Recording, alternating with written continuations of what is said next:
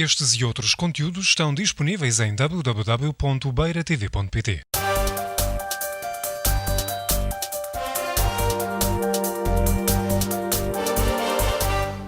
Os politécnicos, a rede de ensino superior que nós temos hoje, foi imaginada pela primeira vez na década de 60, com a primeira intervenção da OCDE em Portugal, e, portanto, constava da chamada Reforma Veiga-Simão. É a chamada Reforma Veiga-Simão que cria as chamadas novas universidades e a rede dos politécnicos.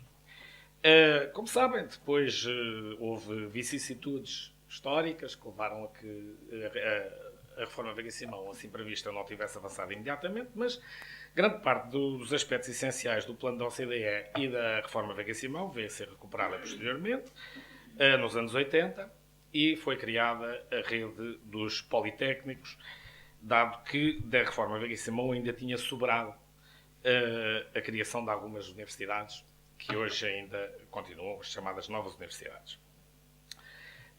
Qual era a razão, indo novamente ao fundamento da época, para que é que eram criadas estas universidades e estes politécnicos? Bom, havia duas razões, constam dos documentos duas razões essenciais. E uma razão de política educativa, uma razão que já na altura se chamava a democratização do ensino, palavras de Veiga-Simão, ou seja, tem que ver com o problema de aumentar as taxas de escolarização em Portugal, que naquela altura eram, comparando com a média da OCDE, absolutamente estavam a uma distância enorme, comparado mesmo com a situação de hoje, não tem comparação com a situação de hoje, e, portanto, era urgente apostar em todos os níveis de ensino, aumentar as taxas de escolarização em todos os níveis de ensino, e designadamente também no ensino superior. É por isso que, aliás, a Reforma Veiga-Simão tinha duas componentes, tinha dois documentos essenciais, um para o básico e o secundário, outro para o superior.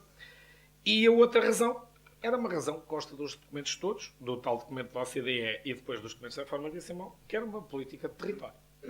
Ou seja, dizendo, pura e simplesmente, uma questão simples, como se dizia naqueles documentos, é que para poder ter uma política de desenvolvimento do território, era necessário, e absolutamente necessário, criar instituições de ensino superior em várias regiões do país.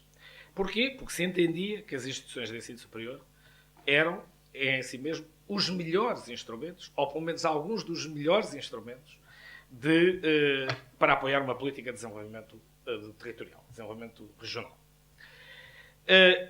Esta ideia esteve presente, basta ir ler também os preâmbulos dos decretos-leis, esteve presente na criação da rede dos politécnicos em 1979 e depois em 1985. Portanto, basta ler os preâmbulos dos decretos, lá estava esta razão sempre presente.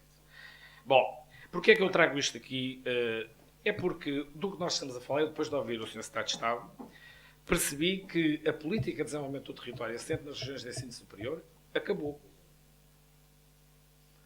Aliás, o Sr. Secretário de Estado disse, de uma forma muito clara, que a grande questão era dizer que era necessário que aliás, falou até na Organização Mundial do Comércio, disse que a liberalização do ensino superior era um dado inevitável. Portanto, a liberalização da oferta, do mercado de oferta e de procura era um dado inevitável, dizendo, aliás, que o ensino superior era um dos aspectos que estava incluído nos tratados da Organização Mundial do Comércio. Bom, eu devo dizer que, em relação a isso, se assim for, esta é que é a questão central. Se assim for, ou seja, se a política de ensino superior for assente na livre concorrência, sem regulação da parte do Estado, todas as instituições de ensino superior do país irão fechar a prazo. Primeiro os politécnicos mais pequenos, mas mesmo as próprias universidades não estarão livres deste problema. Vamos ser claros, a questão é esta. Esta é a questão central. Ou há regulação neste aspecto, ou seja, a regulação implica o quê? Implica usar a política de ensino superior como uma política de desenvolvimento do território, e, portanto, significa contrariar objetivamente aquilo que são as regras de mercado de livre oferta e de procura. Aquilo que aqui foi dito, aliás, o sobrinho Teixeira disse-o muito bem, explicou muito bem o problema das vagas do ensino superior. E, portanto, aliás, dizendo uma coisa com muita curiosidade, e bem dita, que é dizer, bom, porque é que não se aplica então o problema da livre concorrência às vagas de medicina e às vagas de arquitetura, etc. Não é? A regulação, porque obviamente nós sabemos porquê. Nós sabemos porquê. Portanto, quando dá jeito em usar instrumentos de regulação, usam-se. Quando não dá jeito, não se usam instrumentos de regulação. Bom, mas do que nós estamos a falar é precisamente da utilização ou não de instrumentos de regulação. Esta é que é a questão central. É saber se há uma política assente na liberalização da oferta e da procura, e nesse caso faremos com certeza mais seminários destes, mas é sempre de vitória em vitória até à derrota final, isto é, as instituições continuarão a minguar. Os dados que aqui foram ditos, eu trazia-os aqui, não vale a pena dizer, foram criadas 4.000 vagas a mais no ensino no litoral nos últimos 10 anos. Perderam-se 200 vagas no interior. Bom, mas depois, ao nível, isso significou não só 4.000 a mais no litoral, nem só 200 a menos no interior, como sabemos. Porque o jogo da oferta e procura joga a favor do litoral, a favor dos mais fortes, e a desfavor. Portanto, se não houver regulação do processo, se não houver uma política regulatória, nada acontecerá o que é normal neste processo e será o desaparecimento progressivo. Quando a oferta e a procura estavam mais equilibradas, esse problema não se punha da maneira que se põe hoje. Com a oferta e a procura desequilibradas, é claramente o problema que está de cima da mesa.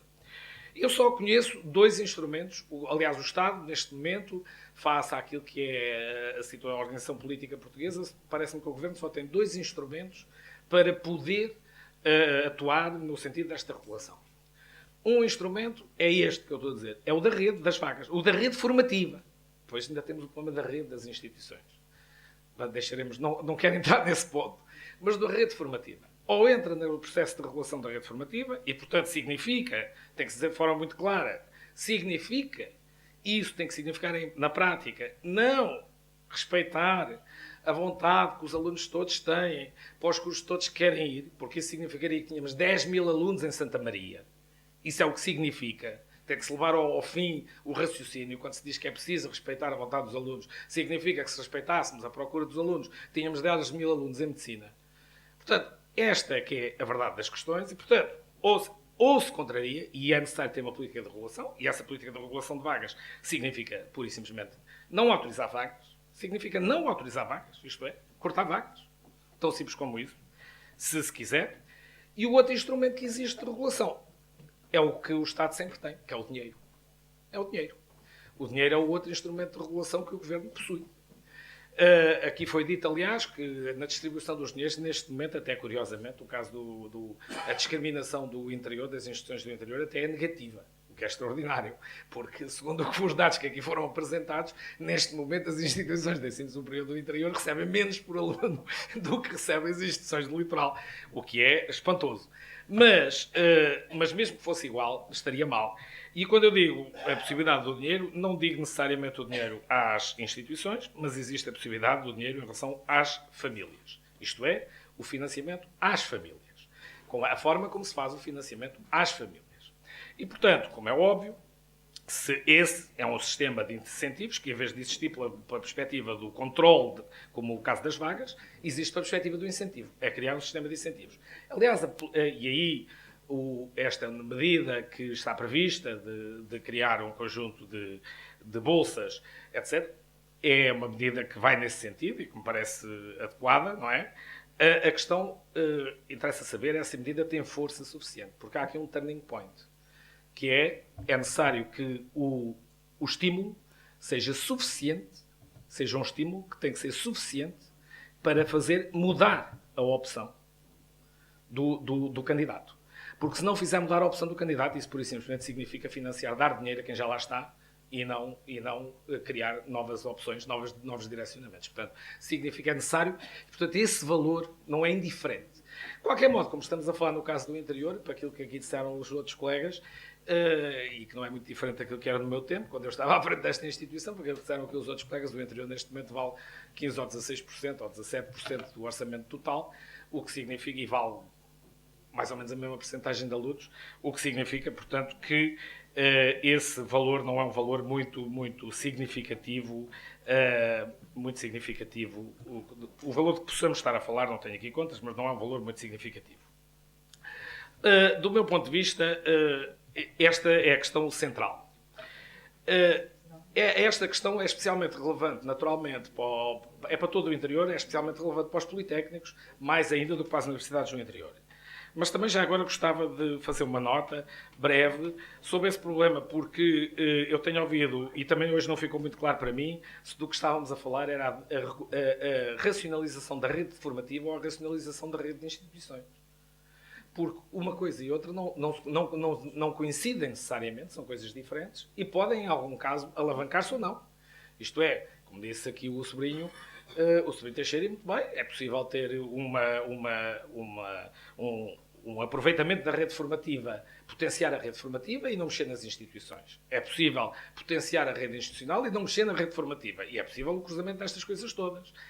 E do ponto de vista da rede, e eu creio que há uma certa confusão, porque eu comecei a ouvir falar desta discussão a partir da racionalização da rede formativa e depois rapidamente ela transitou para a rede de instituições, para as fusões, para as anexações, para etc, etc.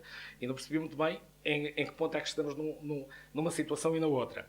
A verdade é esta, é que, do meu ponto de vista, a fusão ou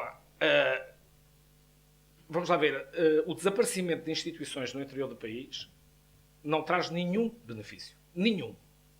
É o meu ponto de vista.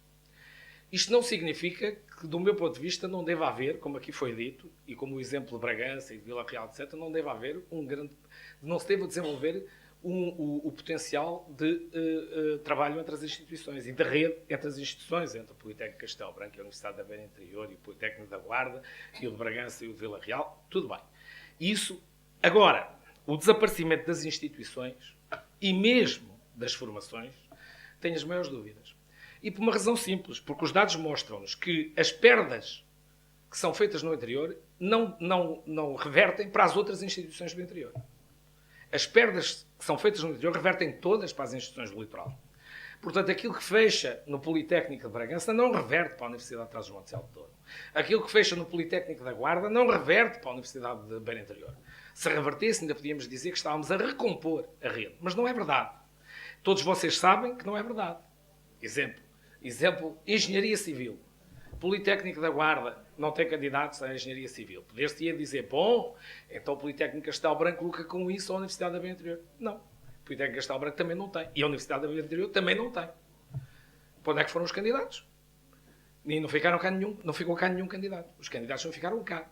Pura e simplesmente porque há vagas suficientes no litoral para fazer essa atração.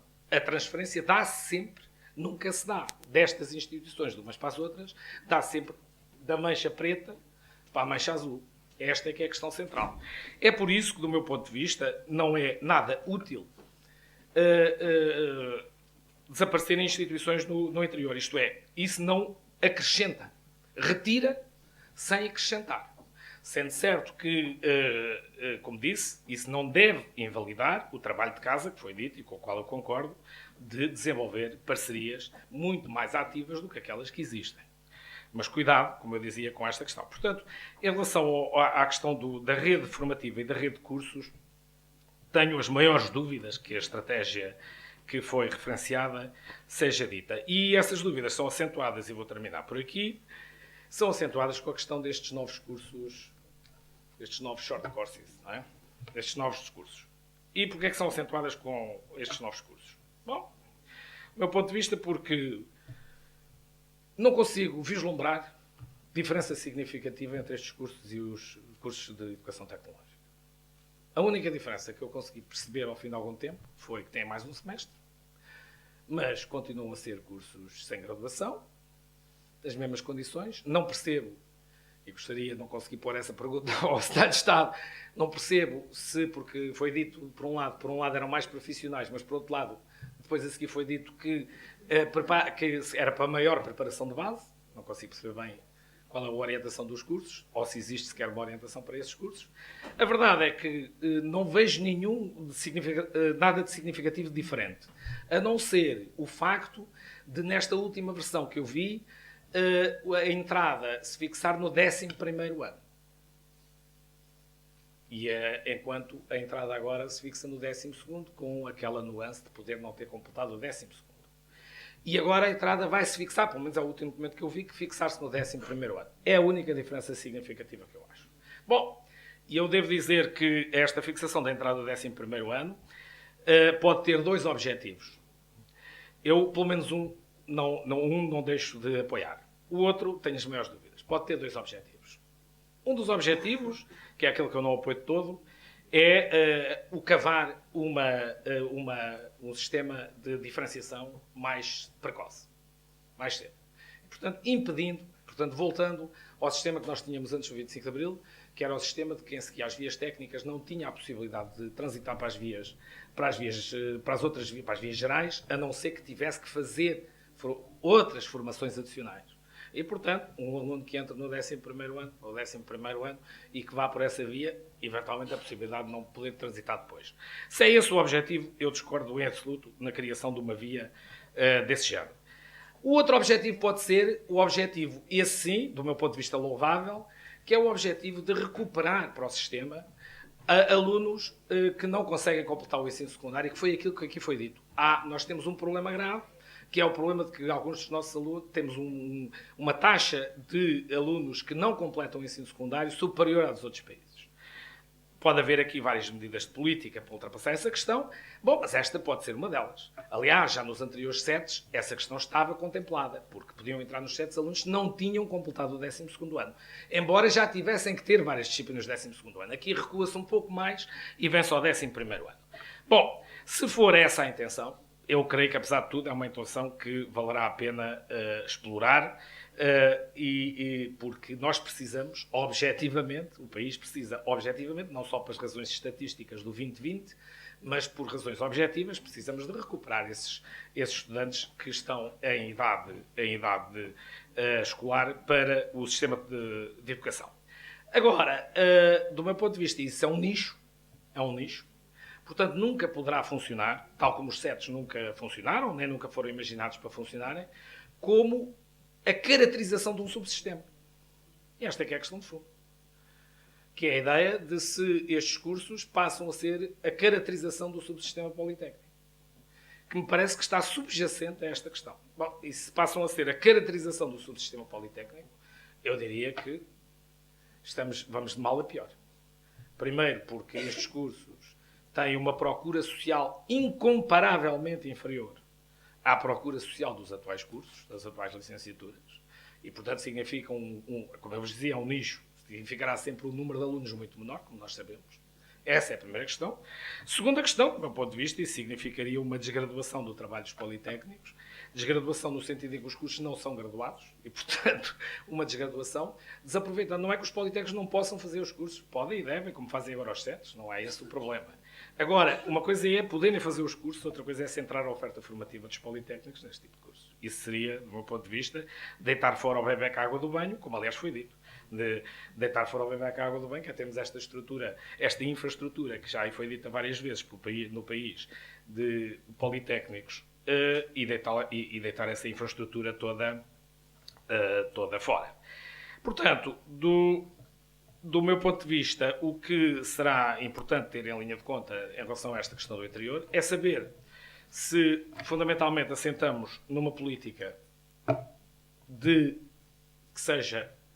em que o território não seja uma política de palavras, mas uma política de ações. Ou seja, quando se quer que as instituições sejam efetivamente instrumentos de desenvolvimento regional, ou não se quer que as instituições sejam instrumentos de desenvolvimento regional. Se são pontos de partida ou se são pontos de chegada. Porque eu vi aqui algumas intervenções sobre que são pontos de chegada. Bom, mas chegada já não é preciso, já cá estamos. É preciso saber se são pontos de partida em termos do desenvolvimento regional. E essa é que é a questão central. É evidente que a colaboração entre as instituições pode potenciar muito isso, mas é óbvio que a questão central é uma questão de política pública que não poderá ter nenhuma solução sem uma opção do lado do governo, do lado dos governos, uma opção clara sobre isso do lado dos governos. E foi essa parte que eu achei, é por isso que eu disse ao sobrinho Simões, antes de ele se ir embora, que subscrevia tudo o que ele disse, ao sobrinho Teixeira, desculpa, ao sobrinho Teixeira, antes de ele se ir embora, que subscrevia tudo o que ele disse, só tinha uma diferença, é que eu estava mais pessimista. Mas também lhe disse, eu compreendo. Ele ainda está em funções, eu já não estou. Muito obrigado.